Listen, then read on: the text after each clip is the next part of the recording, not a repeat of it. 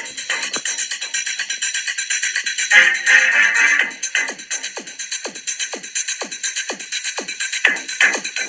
you Germans. Pump up the jam, pump it up while your feet are stumping. And the jam is pumping. Look at the crowd. Hello everyone and welcome to Pump Up the Jam, the unofficial podcast of Morden and Tiptree. I am, as ever, Lee Witney, and joining us, as always, we've got Morden's answers to Alan Titchmarsh and Charlie Dimmock, Richard Buckby, Alan Taylor. Take your pick who the buxom ginger one could be out of those two. How you doing? All good, mate. How are you? Yeah, not bad. A bit achy after yesterday. A lot of works and improvements on the ground, but it's looking good ahead of the new season. Not used to doing manual labour, are you? I saw Rich with a broom. That's all he can do. Not at all. No, it was a nice leaning post, that's for sure. It was a good leaning post. And Lee, it was good to see you knee deep in the bush for the first time in a while. So it was great. Had a wonderful day. I'm just moving on from that. We're not even drinking on it yet. So joining us this week, we have got Jody Buckley, the first ever manager of Morden and Tiptree women's side. Jody, thanks for joining us. How are you doing? Yeah, good. Thanks. Yeah, it's great start to the podcast. That's thrown me a little bit. To be fair, with the all good. Thank you. Yeah, are you guys good? Yeah. It's exciting times. Yeah, it is. Yeah, it's for everyone at the club and for me obviously as well. It's it's something that's been bubbling away for a little while, hasn't it? With the club anyway, and I think the just the general ladies football and girls football movement is going so strong at the moment that anybody that's reputable is now looking at it as a genuine opportunity to excel football regionally, nationally, isn't it? So. Yeah, really good time to be involved, isn't it? With especially Morden and Tiptree for both men's and women's football, really. But yeah, I'm excited. Just for those people who don't know you, just give us an idea of your sort of coaching journey and your experience up to this point, up to taking this job. Yeah, so I've from a coaching journey, I suppose more importantly with it, I've coached youth football for. Oh, blimey, 15 years, I think, something like that. So, everything from sort of grassroots down to pre-academy level stuff. Like everyone does, you get into it for different reasons at the start. I got into it as a dad, and I think like most people probably do in the early days. And then quite fortunate in the fact that my day job was more at the time, or still is actually, to be fair, but we look after footballers, especially off the football pitch with concierge business. So we take care of all of their long list of wishes, I suppose. And it got me more into it with football. And then with that, my contacts grew. And luckily with what I was doing, I got an opportunity to go into a lot of Premier League clubs, got to shadow and watch a lot of training sessions that were going on as a guest in there as well, which is really, really good. So you can pick up a lot from that, to be fair. And then from the footballing perspective, during lockdown, I did all of my, I thought I'd just go into it a bit heavy with the scouting side of things. So I did all my scouting badges, my talent ID badges, picked up a lot of sort of, I guess, just private work from different clubs, different managers, some Premier League managers, some European managers, did a bit of work in Belgium as well, which was really eye-opening. Did some private scout reports on Champions League final a few years ago for certain players that were on a wish list, if you like. So I've done quite a lot of my scouting stuff, really, kept in with the coaching. And then it was just now is a natural organic process for me with NLS as a private football club that I own. That still goes. It's still, it's self-sufficient now. We've got plenty of staff and they're doing that job. But, that was always the aim was with NLS was to then make that into a feed through into adult football and especially girls football. So when I took the club on 3 years ago, I think it was now, the aim was always with the girls football to make that supersede what we had with boys. And this year, coming into September, there will be a 50-50 split, pretty much 50-50 split of boys and girls football at the club, which is great. And that leads really into nicely where I wanted to go with my own journey. So my own journey was always I wanted to get into adult football and coach and manage that when the time was right, when I felt I was right for it. And I think now, and like when I've spoken to the owners as well, you know, we're all at the right crossroads at the right time, I think. So yeah, we're all ready to go. And it's been a long 15 years, but it's something I think anybody that's in that kind of realm of coaching and management, it isn't an overnight success, is it? It takes time. You've got to earn your stripes, if you like, and build up your contacts. So yeah, that's where we're at now. Yeah. Just picking up on that, on your NLS stuff. With that and creating a pathway into women's adults football, I know the club haven't really got many like under youth section like women's football or girls football anyway. You looking to bring your experience there to help the club bring that pathway into youth girls football into adults women's football? Yeah, so it was something that when I met with Barry in the rest of the guys, God, seems like forever ago now, but when we sat and chat about the I don't like using pathway as a model for it. I think there's a better way of using it, which is development steps, because it's a bit more a slower organic process, really. And for us at the moment, NLS probably regionally is now going to be one of the strongest youth sections for girls football. You know, we've got girls going into national JPL national leagues this year coming up. We've had a really, really good year this year with it, from under 11s right through to under 16s. So NLS will in layman's terms with it, will become partnered in with Malden and Tiptree, which we've been very heavy on the socials with that, you know, showing that there is now a link between the two clubs. I think it's important that Malden has its own identity, so does NLS, and I think that needs to keep that way. But the exclusivity we will now provide into the football, into Malden and Tiptree, will be huge. So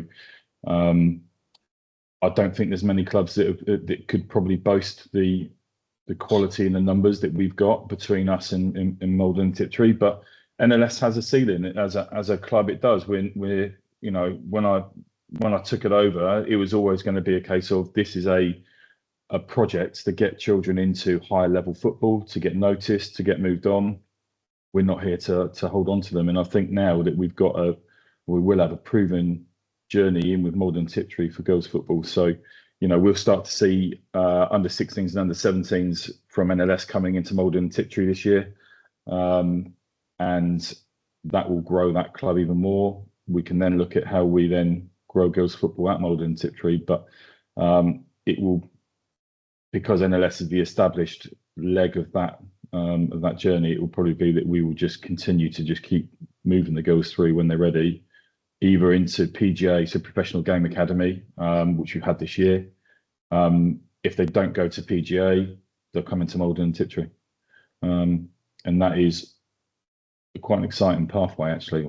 I've just used the word pathway, haven't I? But it's quite an exciting, development step, just which I think is really important, because if you haven't got that, there's nowhere for them to go.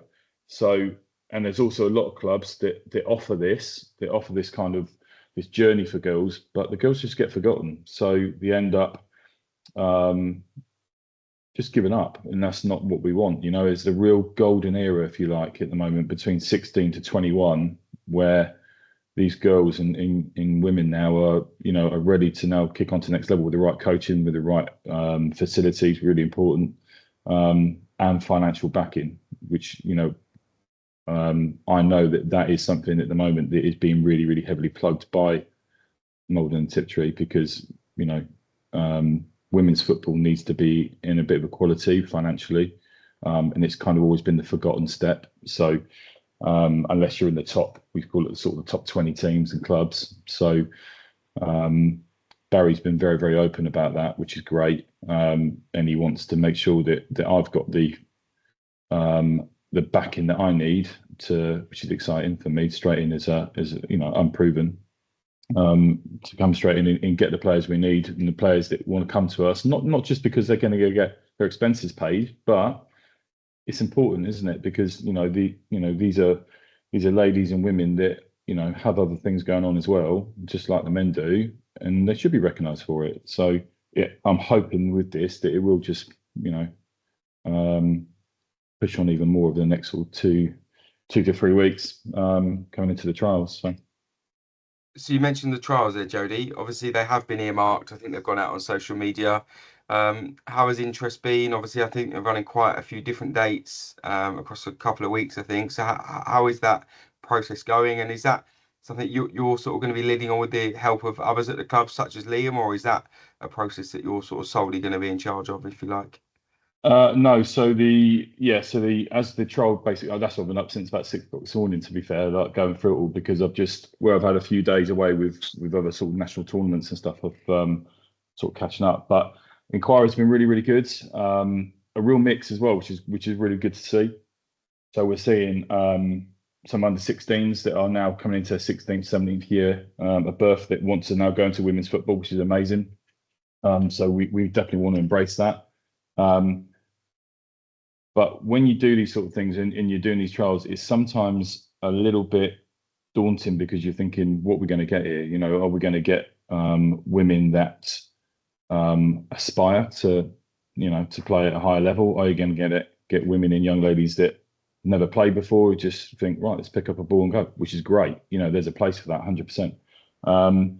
But it's been really, really good. We've got a really good intake of inquiries, a good dynamic across positions, across age ranges as well, which is really, really vital, especially as a new team. You don't want a team of under 16s and 17s, but you also don't want a team of players that are at the other end of the sort of maturity spectrum. So it's been really good. Yeah, so we have to keep kicking on. It's always going to be a tough ask when you're setting up a brand new team. Look, it's exciting for me, and like I've said to the owners, it was a real appeal, because we can just set something up from scratch, blank canvas for me.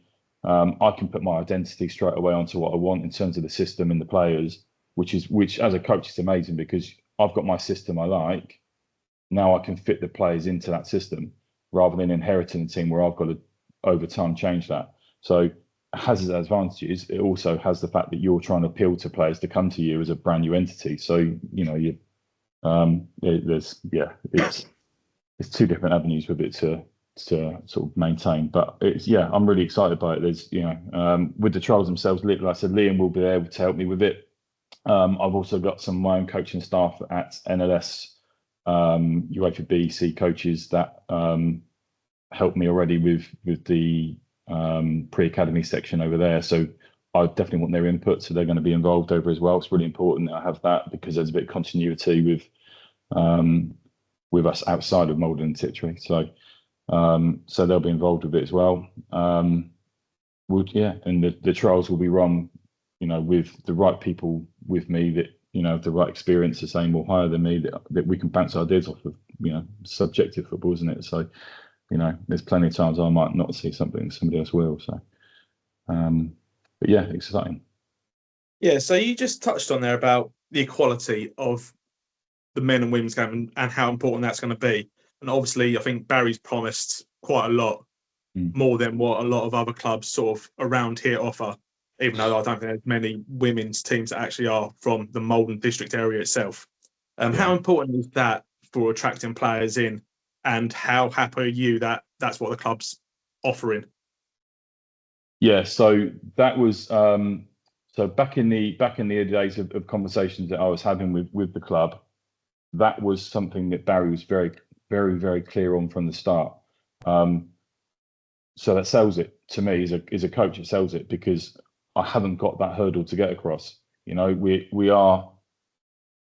It's unprecedented, right? So at this level, for a club and an owner to go, I'll give you the money to back it, to get the right players through the door that are going to accelerate this club up the tiers very quickly, and get us into a position where we are establishing ourselves as a and I said this in my interview to them, but as I use the word powerhouse, because I think that Malden Tiptree are on the verge of something. Both men and women's football, but we need to go along with that same curvature as what the men's football's doing. And Barry has been very, very, very open about that. And it's very rare to get that, right, from an owner of a club to just say, look, I'll put my money where my mouth is. So if you need it, it's there. If you need extra facilities, it's there. You know, if you, like, conversation I had the other day about equipment was, in my head, I'm thinking, oh, I'm going to need to bring some footballs and some bibs and some cones and things like that. And they're like, it's already here. We've just ordered it. It's ready for you to go. It's like, you know, the professionalism around the club is way beyond its status at the moment in its level. So why wouldn't any manager of any description want to come into it? And I need to repay what they're showing into me, and not financially with me, but in the fact they're investing that belief in the promise into me, that's saying, look, we'll give you the tools. So, you know, it's not going to be an overnight story here. You know, we've got to remember that, because it is going to take some time to establish it. But there is also, I'd say, a healthy pressure that, you know, this club needs to be, with the women's football especially, needs to be pushed on really quickly. And you're right, around here and around Malden, around sort of eastern, southern Essex, and even to northern Essex, there is obviously there's established clubs about that, you know, that in their own right are very, very strong, and we need to aspire to be them really quickly, and get the right personnel in very quickly. I think that can, from the backroom side of things, can move them up fast as a club and fast as a team. But yeah, I'm almost trying to hold back a little bit, because I'm 100 mile an hour. So, you know, I want to really, really push this really quick, but I'm also conscious this isn't Football Manager on the laptop, and we have to be a little bit more conservative with our approach. But yeah, with Barry, yeah, I mean, I've never met somebody like Barry who is that passionate about something, but also I meet a lot of people in the football industry who say things but don't actually see it through. And Barry's already done that for me, and he's promised everything that he said he would do. So I know from my perspective that puts me at ease, you know, and there's nothing worse as a football manager than worrying about off the field stuff. I shouldn't have to. So yeah, having you know, Barry, Liam, Mitch about as well, like, you know, these guys are, you know, top of their game. So yeah, good for me. Just going back very briefly to the squad building side of things. You mentioned obviously it's easier for you to imprint your ideas from the get-go. What sort of style are you hoping to play, and what sort of philosophy do you have a philosophy, without sort of giving the game away to the world? Yeah, I've got to be careful what I say, haven't I? But look, it's because of my experience from before, and because of the training plans I've been privy to before in the professional game as well, you have to manage your system to the players you've got, right? So if I can pick the players I want to pick for my system, we will have a very fit team, a very fast team. I'm kind of double standard what I'm saying, but also a composed team and a relaxed team. So it's, you know, there's a mix of everything in there, but I'm not going to give away my playing system. But what I've done previously is we've always had 3 systems to use. So, and this is a good thing that I've trialled on with my under 14s to 16s girls in the JPL league last year. So, and I know that a few of them would you know, back me on this, that we may play a different system for every 20 minutes that we're in a game.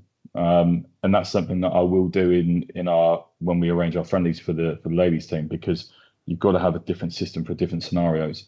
So it might mean that I need a centre back to be able to play as a striker if we're chasing a game. You know, it's a bit of an old fashioned way of looking at it, but, you know, the old Stoke City days, but it could happen. So you need to have that kind of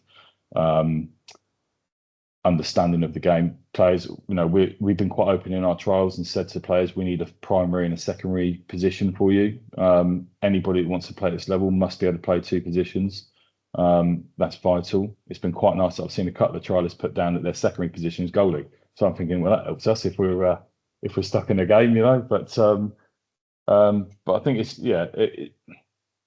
until a clearer picture will come out after the first or second set of trials. So we'll know then what system I can allow with the players I've got at my disposal. But we won't be holding back. If there's trialists that come to the first one that we think are capable, ready to go, we won't wait for the second and third trial. We'll offer them a place there and then. We're not interested in dragging it out longer than we need to. So because we are up against it. So we've got the AGM on the 19th, I think it is. So with the league, so me and Liam will obviously go to that and express our wishes of what we want. But we need to have a team that's ready to go and kick on really from this time next month. So which is obviously key to the trials. So and if we have to put a fourth or fifth trial on, we'll do it. If we have to do showcase matches and bring trialers in, that's what it's there for. But yeah, it's going to be a very, very busy 4 weeks. And Jody, I think go on, Lee. Sorry, you go, man. I was going to say, just very quickly, with the trials, will they be supplemented with kind of more traditional signings of players from other clubs potentially as well? Is that something that's kind of bubbling away in the background there? Yeah, so we've got again, not sort of giving too much away with it, but we've got existing players that have experience at this level. I've gone into my little contact list and tried to push a few players that are probably a tier or two away yet from where we are that would want to come to us. But again, that's something for the future. But yeah, definitely at the moment there will be a mix in there. I think the fact that we've started to really advertise the situation with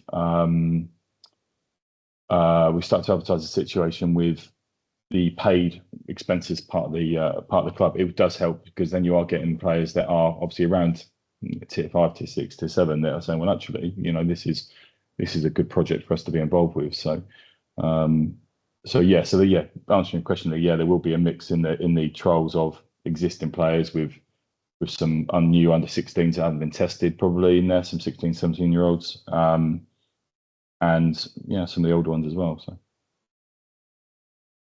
Good to hear. And I think, Jody, you touched on sort of your coaching staff, I think in one of the previous questions, and mentioned I think you're going to have a bit of input from your staff and colleagues at NLS. Obviously, at the moment, it's only yourself that's officially been announced, but can supporters and fans expect to see sort of appointed sort of coaching staff or an assistant manager of some sort to sort of help you and sort of guide you through the coming season? Yeah, so there will be some additional coaches that will come in. So I will be bringing some coaches in from NLS. That's, like I said, that's key for what we're trying to do. But it also shows that we are creating a development step for coaches as much as we are for players. So that we want to make sure that we give coaches a platform.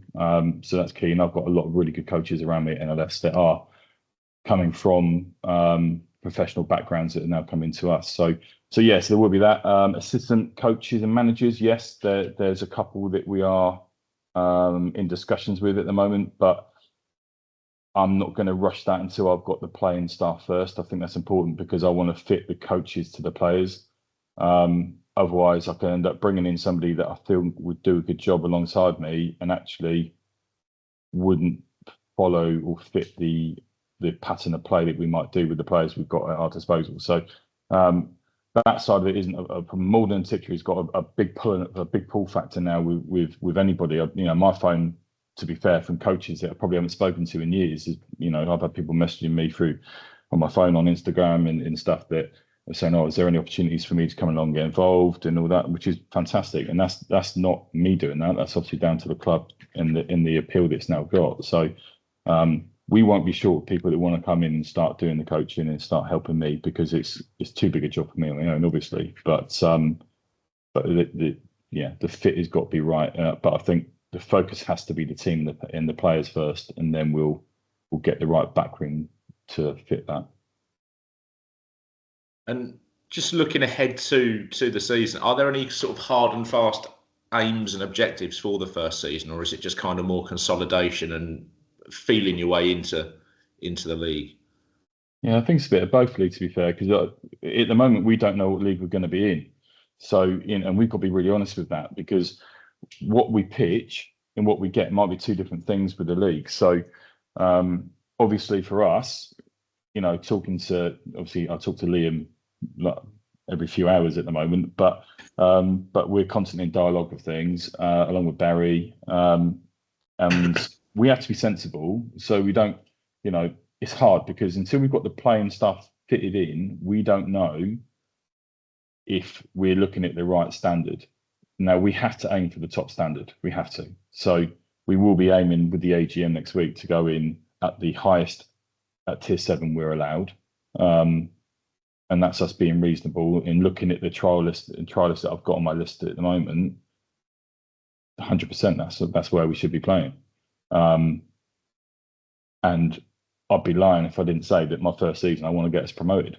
So it's that's why they brought me in. That's why they want me to push it on. And if a manager's coming in saying, yeah, I'm quite happy to consolidate in a season, that's boring, isn't it? So the idea is that we want to, it's I want to be just like everybody that comes along and supports it. Everyone wants the club to do well. So if we aim for that and we get it, fantastic. We all look amazing. If we don't get it and we consolidate for a season, it's still expected because we're a new team and we're a new club in this entity. So, the shackles are off a bit. There's at the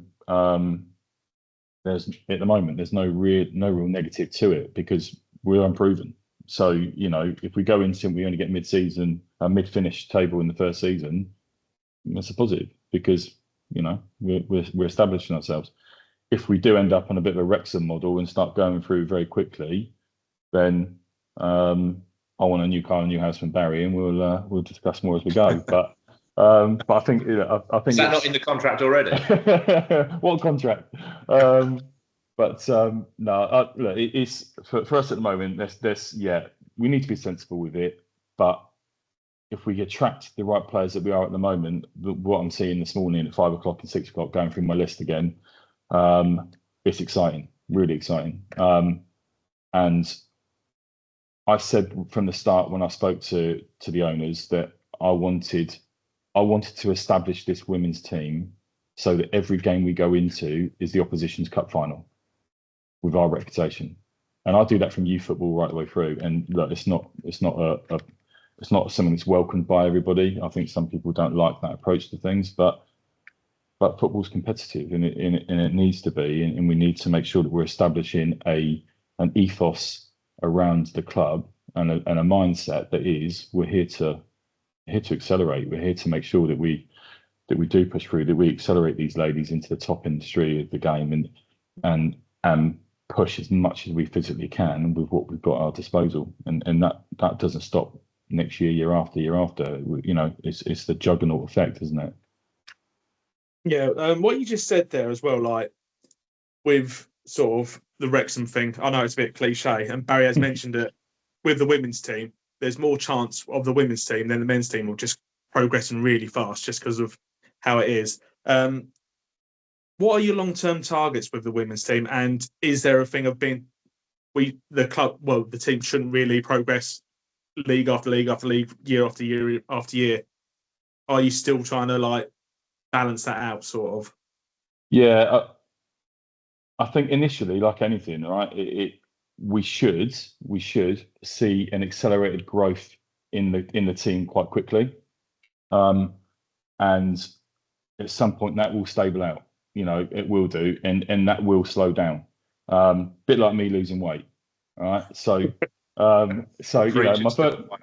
my first 2 or 3 weeks, I'm like, I'm doing really well here, and then it suddenly plateaus out, and that's no different to league football in how we're trying to establish ourselves as a team going forward. So that if we're having a conversation in 2 or 3 years' time, and I'm still here, and we're now tier 4, tier 5, that's amazing, absolutely amazing. If we're in 3 years' time and we're still tier 6, for instance, we've moved up from tier 7 to tier 6, that's still good. We're 2-3 years into it. Got to be really careful that we don't overpromise and underdeliver. So, a little bit of, like I keep saying, about being sensible with it is important. But on the flip side, I've never had an owner of a football club like Barry who is adamant that we are going to make this, a very, very special project. And you can't help but get excited by that, can you? It's a great thing to be a part of, but we're not there. We haven't even kicked a ball yet. So, we have to have a little bit of reality. Yeah, I think what you touched on there, Jody, I think we've all found synergy in that overexcitement, if you like, with the passion and enthusiasm that Barry sort of spreads on everyone. It does seem a little bit infectious. You mentioned obviously NLS. I know you've got a young family as well. I mean, just how much of this is going to take up your time? Because obviously, we know that managing in football is an addition to life and work, everything else. Just how does that look for you on a personal level with having a young family and what have you? Yeah, yeah, it's not easy. It's I've got a very, very, she's not in the room, but I can say it anyway. But I've got a very, very supportive wife. Like Sam is really, really. She allows me just to do it. But even when I took over NLS 3 years ago, that was never meant to be a full-time thing, and it became one overnight because we noticed something there. There was something special about establishing that locally for us, and it went from being what should have been a hobby into, like anything football, if it completely engrosses your world. If you're passionate about it, that is all you think about and sleep over. And it's like I go to bed thinking of session plans I can do with a certain age group, and I wake up in the morning, I've written them down on the side of my bed, and it sounds like bloody notebook on the side of your bed. Like, when you put some business ideas in it rather than football stuff, and it's like, but it's yeah, it does totally engross it. And yeah, I've got a young family. They all play football. So Austin now is doing his GCSE year next year. So he now wants to get into coaching and come into that side of things with me. He's already, I guess, from the scouting platform, I'll give him a bit of help with that, and he sits and does things with me with that. So he's already looking to be into that section, I suppose.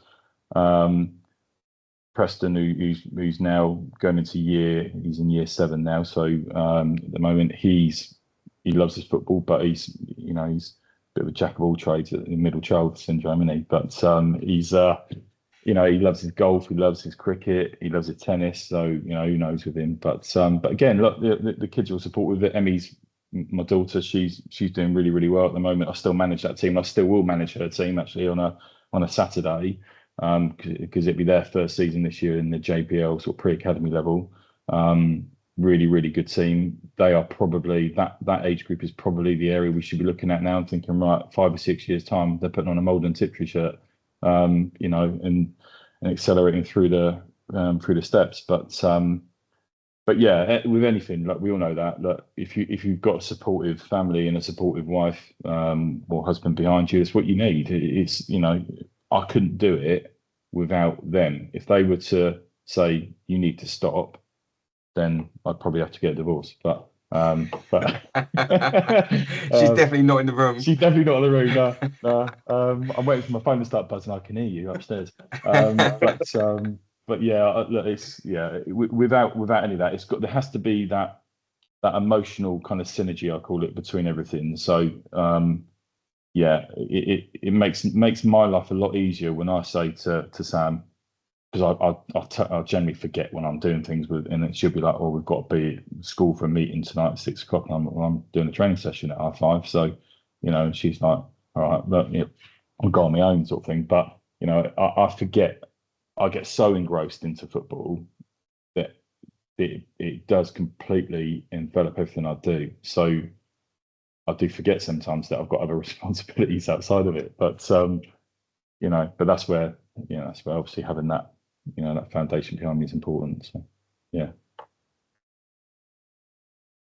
And you touched on the AGM, and I think us three on the call with yourself, Jody, are sort of aware of the process that the club have got to go through in terms of finding their feet, in terms of what division they end up in. But just for those that perhaps are listening, if they're still listening at this point, and fingers crossed they are, what does that process look like, and what challenges or processes have you got to go through with the club to make sure that we are where we need to be come 1st of August or whatever?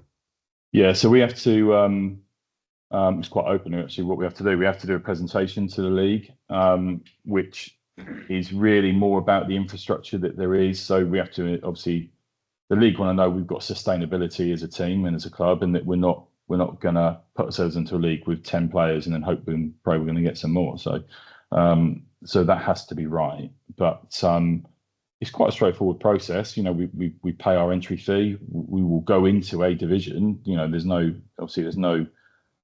discrepancy over that. It's how the club, how me and Liam put that to the league and say, look, we need to be in this division because we have these players at our disposal and our facilities, which do attract obviously more as well. We've got trialists that want to come to us because we're going to play on the first team pitch in the stadium. So, why wouldn't you want to come and play on that? I mean, the work that's been put into that is amazing, for the level, no disrespect, but the level we're currently at, that's we're talking, that's pro level stuff. So all of that goes into it. So we have to present that to them and then present our cases to why we want to be where we want to be.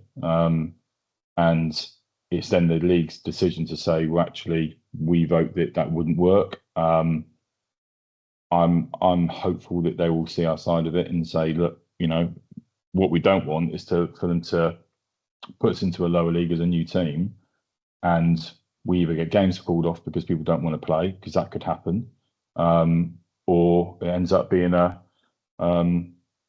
cricket score kind of game. So, and I'm not discrediting anybody else in any other team yet. We don't know, obviously, the standard as such. So to put us against, but I've not been put into this team, into this club to go, oh, well, we'll just go for tier 7, Division 3 or whatever, and just work our way up and go and shake everybody's hand every week when we were in 12-0. What's the point in that? So, we need to be competitive from the start, but we need to also make sure that the league understand that. Just to round off, I'm conscious that we're taking up a lot of your Sunday morning. Give us the details of the trials again, if you can just give us those, and also just a message not just to the players but to the fans of the club, just to get them through the gate and coming to watch on a Sunday afternoon as well. Yeah, so for the trial, we're going to put some another advert back out today. Jake's probably thinking, "Oh, thanks, Joe," in the media side, but we need to get another advert out today, so we're going to do that just to boost that again. But 25th. So when's that? 10 days time. So 25th is the first one, which is the 7:30 till 9. 2nd of July, same time, 7:30 till 9, and then the 9th of July, same time again, 7:30 till 9 at the stadium for the trials. But that will run.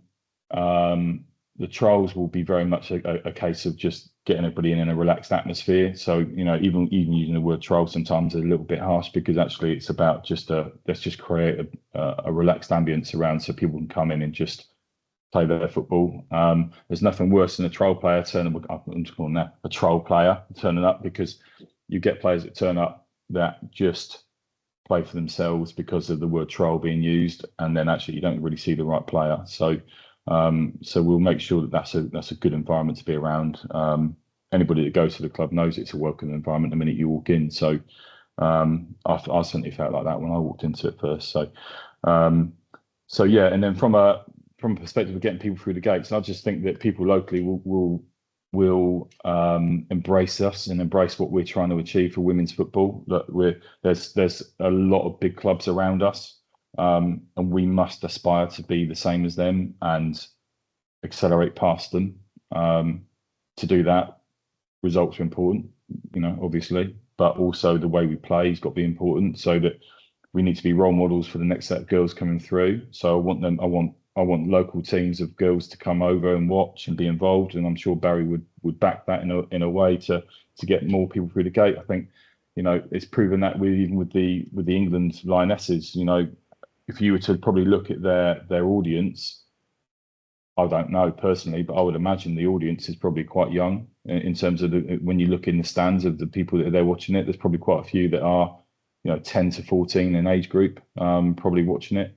We need to be doing the same. We need to be showing these younger players that are coming through, look at what is here. Look at what we're doing. Look at how we're playing football, and I mean playing football, not just hoofing it one end to the other and Sunday league. This is important that we create the right DNA around the club. So I think from that you'll get a lot of support. You'll get a lot of people that want to come and play and be a part of that, and enjoy what we offer as a club, and want to be a part of it, and that's key, isn't it? So anybody that's a fan or goes and watches football, they do it because they love football, but they also do it because they want to see their team play well. They want to see them, and that's not going to happen every week. We're going to have off weeks, but anybody that comes along to watch wants to be a part of it. That's why they're there. They're not, we're not paying them to turn up. So, they're coming along because they want to be a part of it and want to watch what's going on around them. And say, what you want is 11, 12-year-olds or even younger girls come on going, I want to play on that pitch. I want to be a part of that. And that will come through from Malden Tiptree. That'll come through from NLS, definitely from NLS. So, yeah. That's brilliant. I'm out in Switzerland in a couple of weeks watching England, so I think Chloe Kelly's off contract, so I'll give her the trial details just in case she fancies dropping down a division or two. But thank you so much for your time. It's going to be a really exciting season, I think. Yeah, I think so. I think it's going to be it's going to have highs and lows, so it's going to be really exciting from the start of it. Definitely. But from around the club as well, like I keep sort of saying about it, there is a definite synergy in the fact that everyone's on the same page, whether it's men's or women's football. The aim is the club needs to be on the talking point of everybody around locally. You get that right, you get regional, then you suddenly got people nationally looking at you. So it is an amazing time to be a part of that. And like I said before, with Barry and the owners all around us that are a breath of fresh air, if I'm honest, in sort of non-league football. So we're very, very privileged to be a part of that, and I think anybody that comes to watch and support that will also feel the same. Brilliant. Thank you very much, Jody. No worries, guys. Have a good one. Have a Cheers, good Father's Jody. Day. Take care. Cheers, Jody. Cheers, guys. Ta-ra. There we go. That was Jody Buckley, the first ever manager of the Malden and Tiptree women's team. Gents, just give us your thoughts. Yeah, I thought it was really good, Lee. Actually, I think it's refreshing to hear Jody speak on obviously a journey that he's been on with his own career from his concierge days right through to his scouting. Great to hear that he's had the opportunity to scout the Champions League final at some point, and work with what sounds like some really big clubs. And he's going to bring that experience to the Jammers. And how fortunate our ladies are going to be to have him at the helm. With his contacts in the game, it sounds like professionally and locally, to springboard their careers and take the club to the next level. So, yeah, I mean, what was your take on it, Al? Yeah, I think it's just really interesting to hear like the professionalism what he's going to be bringing to it. Because you hear so many horror stories of women's football, don't you, where they're turning up on a match day and there's not an actual pitch for them to play on because the club's not hired it for them. Obviously, Malden's not going to have that issue because they're going to be playing on the first team pitch. And that's quite a big selling point, I think, for the women's team. Yeah, I mean, you only have to go down a couple of leagues or two to the championship in the women's game, and you've got the likes of Blackburn who have pulled out because their owners aren't willing to fund it. You had Reading before them, Wolverhampton, their owners didn't even bother to submit the paperwork for promotion, so they were kind of essentially fighting for nothing at the end of the season. So to hear it from the manager's mouth about the sort of the investment in the infrastructure and the equality that is being put in place across the women's side is really good to hear, and that should, in theory, touch wood, mean that we move up the pyramid a little bit quicker than otherwise might be possible. Yeah, it's quite interesting hearing everything that he's saying, like, because obviously us three here, we know what goes into running a football club, especially at this sort of level, but what they have to go through just to get the team into a league. Obviously, you've got to go to the actual league itself and actually do a presentation. A lot of people will be thinking that you just turn up and play. It ain't. It's not that. It's hard work. And for Barry to literally put the money behind him, and as he said there, Jody, he's spending a lot of time, like 5 o'clock this morning, sending messages, reading messages about having to deal with this sort of stuff. It's very refreshing to have someone that's that keen and eager and loves the football. I think it's more important, someone that loves it. Yeah, I mean, Lee, you've been. I won't go smoke up your trumpet, but you've been an advocate of ladies football for a long, long time, and I think we had a conversation maybe 2 years ago where we sat down together and thought, hey, how can we bring ladies or girls Yeah. football to Park Drive on the Essex Riviera before you say it. Just can you quite believe that this, amongst everything else, men's football, stadium improvements, can you quite believe that this is happening to your club for someone that's championed more of ladies football for so long? No. I mean, like we've said before, the whole thing from when Barry and Scott and the DBO came in February has just been beyond our wildest dreams. I don't think that's sort of playing it up too much. But for them to come in and recognise the fact that we do need a women's team, and we need a women's setup, because as Jody said, it's only going one way. And if England do something big in the summer again, that will just kick on more, and that will just accelerate again. So it is really good to see that we're sort of getting in, not on the ground up for want of a better word, but they are looking to start that journey before it becomes too big of a thing to kind of get going. So it is really good, and I think there's going to be big things that come out of this women's side, that's for sure. And talking of big things, Lee, you're off to Switzerland in, I think, 2 weeks. How much are you looking forward to that? Really, really looking forward to it. Like I said, I've got a couple of England games. I've got get to go and watch Spain as well, so it'll be nice to see them pass it around Portugal. I feel sorry for Portugal having that as our opening game, but so it should be really good. And these, it's only getting bigger. There's going to be, good crowds. Switzerland's meant to be a beautiful country as well. So if you do hear of Swiss police fishing me out of a vat of Lindor chocolate, mind your own business. I'll do what I want on my holiday, thank you. But the football side of it certainly should be really good. I'm really looking forward to it. So there'll be plenty of, if you follow me on social media, there'll be plenty of pictures, that's for sure. Of you in Switzerland, I hope. Lovely stuff.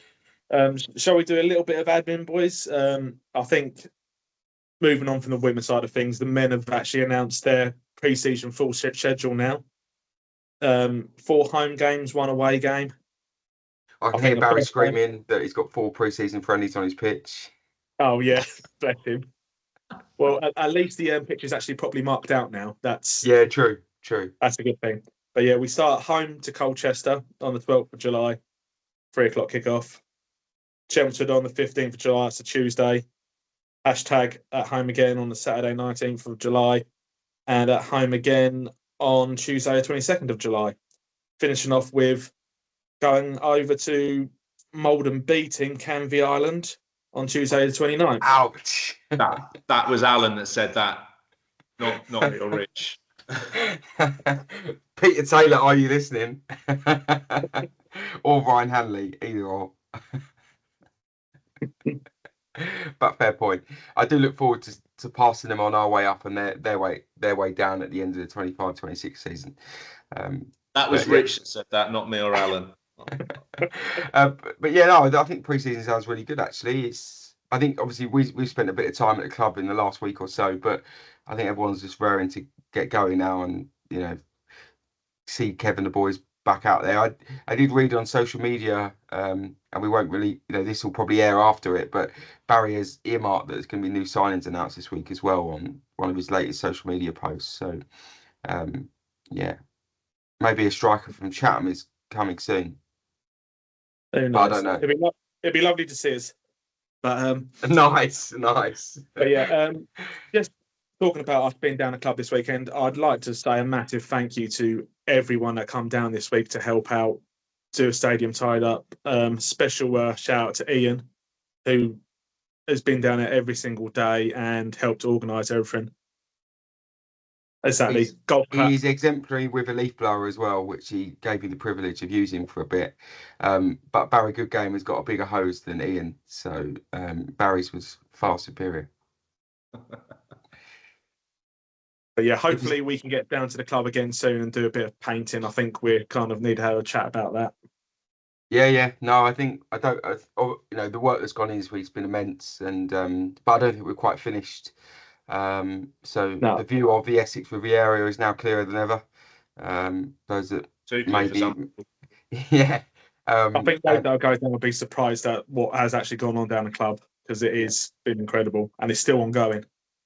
yeah, I don't think until you see the before and after pictures. I know Al, you've shared some already on X. I think it's easy to forget how bad the initial outlook of the club looked. I've actually, well, I haven't. Ian sent me a picture via Liz of what the club looked like when the cinema screen was up facing the road, and you wouldn't quite believe that 5-6 years ago that was the condition of it, which I will share in due course. But yeah, it's just looking so good. It's very exciting.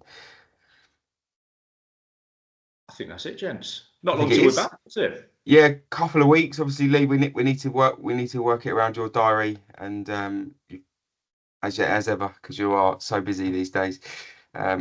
Whilst Barry's partying with your member of parliament, and yeah, we'll get something in the diary for the next guest. There's a testimonial coming up, so perhaps we'll find a quick word with Elliot at some point. But yeah, that's it. I think we're there. Lovely stuff. Good to see you, gentlemen. Good, Jamie. Sort Love of. to see you, mate. See you all Take care. soon. See you soon.